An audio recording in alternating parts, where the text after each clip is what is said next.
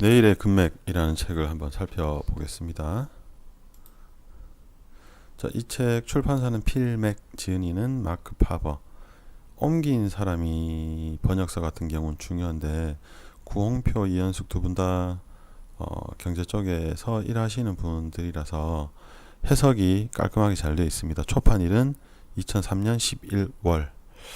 자, 이분이 마크 파버고, 자, 이 책 앞쪽에 보면 나는 이 책을 통해 급변하는 지금의 상황 속에서 어떤 기회가 있을지를 독자들에게 알려주려고 한다. 자, 전체 느낌은 조금 어둡습니다. 이분 별명이 닥터 둠이기 때문에 내용이 조금 어두운 내용도 있다는 거 참고로 좀 하시고, 그 다음에 뒤에 보면 미국은 결국은 저물고 말 것이다. 그 다음에 중국과 아시아가 나중에는 뜰 것이다. 자, 이 책에 크게 두 가지 특이한 그림이 나오는데 이 전 세계 자금 흐름에 관한 어떤 비유적인 그림입니다. 여기 보시면 뒤에 태양이 있고 지구가 있고 코끼리들이 이 물 양동이를 밀어서 물을 쏟아지게 합니다. 그 다음에 뒤에는 코끼리 몰이꾼이 있고 여기도 한 명 있죠. 먼저 이거부터 설명드리면 코끼리는 투자자 집단, 물 양동이는 중앙은행, 물 통화량은 물은 통화량을 의미하고 코끼리 몰이꾼에 대한 구체적인 언급은 없습니다. 그런데 투자자 집단과 이 중앙은행의 물을 이렇게 어떻게 보면 최종적으로 조절하는 그런 존재도 있다라는 그림으로 보시면 될 것 같고, 전 세계를 배회하면서 호시탐탐 이제 대박을 꿈꾸는 돈이 엄청나게 많아졌다. 예전에 비해서. 이 통화량이라는 것은 대형 재료와 만나면 크게 상승하게 된다. 그런 주식시장의 메커니즘을 이야기하고 있고, 실제로 요 돈의 양이 많아졌다는 내용과 관련해서 미국 가계부채를 보면 2003년도 이 책이 출판됐던 해가 뭐 한 대략 7조 달러 정도 됐는데 지금은 거의 2배 정도 됩니다. 2017년, 2018년이니까. 그러니까 돈이 실제로 많이 풀려 있다 이렇게 보시면 될 것 같고, 고수익에 대한 경고라는 단락에서는 자, 이분 닥터 둠답게 장기적으로 본다면 어떤 투자나 사업도 성공하기 힘들다. 자본주의 이전에는 뭐 중세 시대나 이럴 때는 전쟁과 정복을 통해서 투자를 했다. 역사상 가장 오랜 기간 번창한 사업은 종교 사업이다. 장기 투자에서 초과 수익은 단지 일시적인 수익에 불과하다. 일시적으로 얻을 수 있다. 요 내용은 이 책에 있는 내용은 아니고 제가 다른 가치 투자서를 하나 보고 있는데 거기 보면 이런 내용이 나옵니다. 투자 수익의 8, 90%는 전체 보유 기간의 2에서 7% 안에서 발생된다. 이것도 한번 따져 보실 내용일 것 같아서 따와 봤습니다. 그래서 이분은 영화한 건 없다. 뭐 그런 의미로 설명하고 있고, 신흥시장 투자의 경고라는 단락에 보면 모든 경제나 산업은 순환한다. 특히 신흥시장은 경기 변동이 격심하다. 또 위기가 올 수 있다.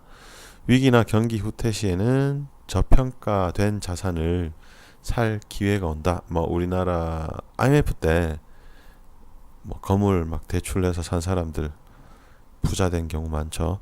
그 다음에 한 경제 부분의 붐이 지나가면 그 붐은 다른 경제 부분에서도 일어날 가능성이 높다. 예를 들어서 어떤 주식시장에서 주도주가 시장을 주도하면 그게 이제 다른 방면으로 확산된다. 그런 의미로 보시면 될 것 같습니다. 실제로 2017년도 하이닉스, 셀트리온, 뭐 삼성전자 오를 때 그 종목 말고 전체 장이 그렇게 올랐는데도 다른 종목 갖고 계신 분들은 크게 돈 번 분들이 없거든요. 근데 2018년도 지금은 좀 찌그러졌지만 2018년도에도 경기가 조금 확산이 됐다면 다른 종목에서도 상승이 일어났을 거다. 뭐 그런 의미로 보시면 될 것 같습니다. 신흥시장의 사이클 보면 신흥시장 주식은 사야 할 때와 팔아야 할 때가 분명하다. 그러니까 우리가 흔히 아는 바이 앤 홀드 전략이 신흥시장에서는 대체로 옳지 못하다라는 의미로 해석하시면 됩니다. 또 다른 두 번째 그림 부의 분수라는 건데 뭐 일종의 낙수 효과처럼 보시면 됩니다. 이렇게 선진국 우리나라도 다행히 여기 끼어 있네요. 자, 요 그림에는 중국이 요 제일 밑에 있습니다. 근데 지금은 위로 올라와야겠죠. 자, 이렇게 맨 밑에는 이제 소련, 미얀마, 북한 이렇게 있습니다.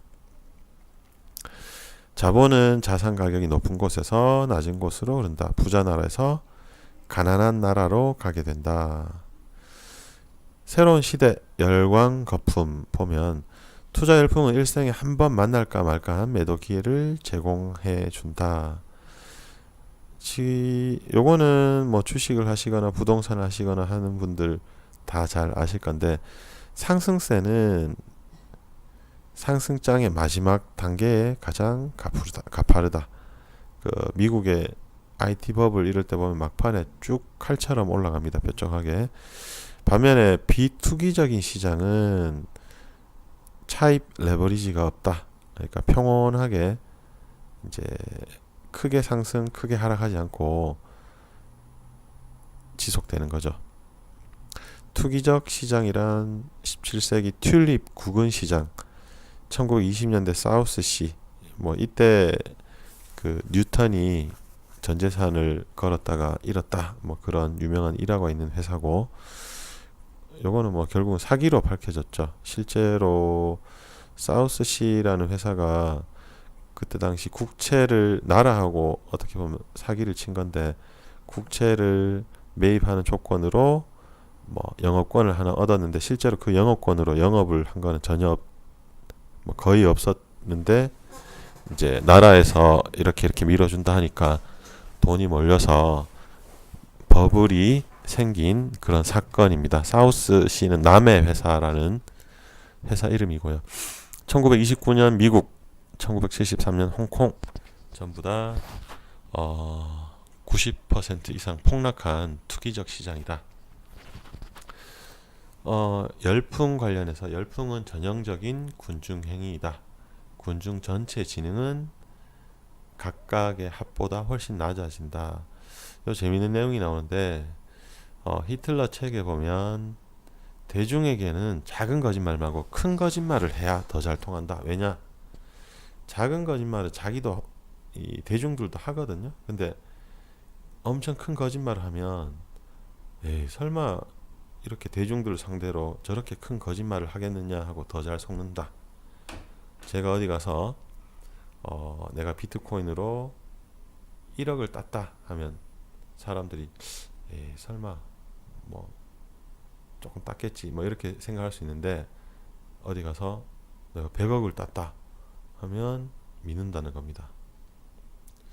자, 투자 붐에서 외국인들은 나그네 지와 같다. 무슨 말이냐면 이 사람들도 약간 모멘텀을 따라서 약간 올라왔을 때 들어온다.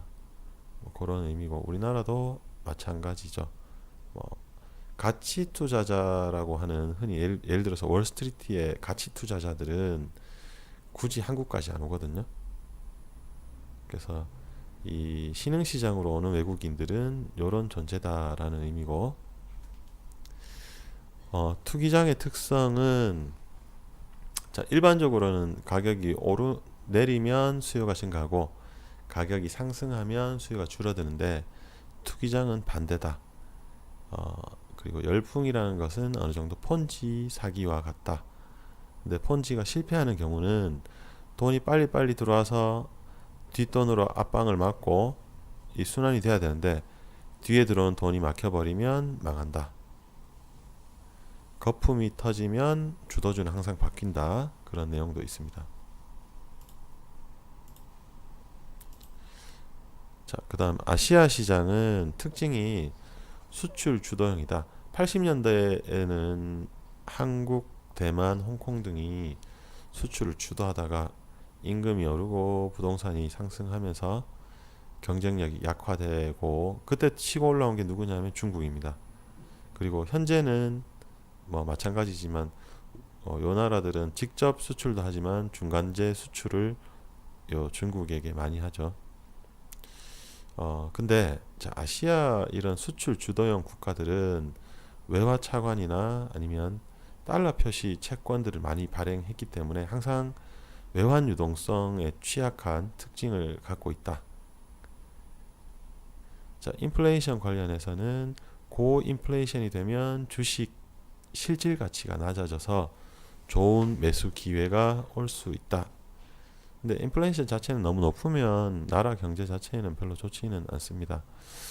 예시가 어떤 게 있냐면 하이퍼 인플레이션 시절에 2차 대전 이후에 그 이제 다른 나라 이제 빚 갚는다고 막 돈을 독일에서 엄청나게 찍어내던 시절에 벤츠 기업 가치가 9억 8천만 마르크였는데 차 한 대가 300만 마르크였고, 이 가격이면 벤츠 다임러를 인수할 수 있던 그런 시기가 있었다. 자, 그 다음에 번영, 성장, 몰락 보면 대부분 고대 국가들은 전쟁으로 몰락했고, 현대에는 도시나 국가가 물가 상승으로 인한 경쟁력 상실로 몰락한다. 이 사람이 미국 사람이 싶은데 현재는 이제 싱가포르인가 홍콩에 머물고 있다고 73년부터 자기가 그렇게 책에 밝혔는데, 미국의 리더십이 유지될 수 없는 이유는 이 사람은 약간 미국을 안티하는 그런 뉘앙스를 책에서 풍기고 있습니다. 미국은 기축통화 국가인데 미국 실제 재정 정책을 보면 거품이 터지고 2008년 그런 게 생기면 통화량을 또 늘립니다. 금리 내리고, 그래서 또 인플레가 발생하고, 뭐 이렇게 반복하다 보니까 화폐 가치가 떨어진다는 거예요. 그리고 한편 신흥국은 저임금으로 이 세계 각국의 디플레를 수출합니다. 뭐 싼 물건을 수출한다는 거죠. 결국 이제 달러 물타기를 통해서 통화 가치가 하락하고 미국이 몰락할 것으로 예상된다. 여기 관련해서는 책에 예전에 대영 제국이 몰락할 때나 그 이전에 세계 어떤 그 헤게모니 국가들이 이런 식으로 몰락했다는 것을 예를 듭니다. 그다음 중국의 부상은, 중국은 90년대 이후 수출국으로 변신했다. 동시에 아시아 최대 원자재 수입국이 되었다. 그런데 금융이나 뭐 은행, 연금제도, 부패, 돈원 간의 빈부격 격차 이런 문제가 있어서 언젠가 한 번은 심각한 금융위기를 겪을 것이다. 2013년도도 약간 휘청휘청했는데 최근도 지금 나라 부채 말고 그 지방 정부 부채 때문에 조금 위험성이 부각되는 상황입니다. 어떻게 보면 이분이 조금 선견지명이 있는 것 같아요. 그리고 아시아의 힘의 균형을 해칠 가능성도 있다. 중국이 어떻게 보면 좀 노자, 공자의 나라이긴 한데 실제로 주변 국가에 하는 거 보면 조금 양아치처럼 그런 게 있기 때문에 미국은 뭐 저 개인적인 생각입니다. 미국은 우리나라 돈을 뺏어가도 뭐 무기를 팔고 해서 하면서 이제 좀 뺏어가더라도 약간 젠틀하게 하는데 중국은 조금 막무가내인 경향이 있죠. 그럼에도 중국을 포함한 아시아는 외화 자산이 이제 환류하고 결국 유동성이 증가하면 자산 가격이 상승할 것으로 예상이 된다. 자, 에필로그에 보면 부의 불균형, 거대한 그림자라고 해서 국가 간의 빈부격차 문제가 세계 경제나 사회 정치적으로 긴장을 고조할 수 있다. 경제 침체와 이런 것들을 유발할 수 있다라고 보고, 앞으로는 인플레와 디플레가 공존할 수도 있다 이렇게 표현합니다. 인플레는 이런 부분에서 1차 산품이나 자산, 부동산 등에서, 디플레는 일반 경제에서. 참고로 1차 산품은 뭐 요런 원자재가 되겠습니다. 쉽게 얘기하면 경기는 그렇게 좋지 않은데 뭐 부동산이나 이런 부분에서는 자산이 상승하는 그런 상황이 있을 수도 있다. 요런 문제로 인해서 이렇게 유발될 수도 있다라는 그런 내용이 있습니다. 그리고 전체적인 느낌 다시 한번 말씀드리면, 느낌이라기보다 뭐 주제라고 볼 수도 있는데 좀 어둡습니다. 좀 부정적인 내용도 많고, 그 다음에 미국은 앞으로 질 것이다. 전 세계의 헤게모니 국가로서의 지위를 중국과 아시아에게 넘겨줄 것이다. 그런 내용들이 있습니다. 이 책은 500페이지에 달하기 때문에 구체적으로 서머리 하듯이 요약하기 힘들고, 핵심적인 이분이 이야기하는 내용을 간추려서 살펴봤습니다. 감사합니다.